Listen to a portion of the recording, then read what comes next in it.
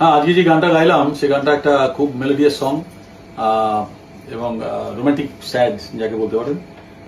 এবং এই গানটা সুরকার হচ্ছে কি সুর করেছে যে আমার পিন্টু, আমার বন্ধু, আমার ভাই পিন্টু কুমার।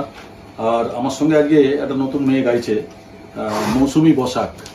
আপনারা জানেন যে আমি নতুন মেয়েদের সবসময় চান্স দিই, তো এটা একটা ভালো সুযোগ ওর জন্যে। ও হয়তো ভালো গায়, তুমি ভালো গাও, ঠিক আছে? গলাটা খুব ভালো। ওর গলাটা খুব ভালো, মিউজিক ডিরেক্টর আমাকে কনফার্ম করেছে ব্যাপারটা।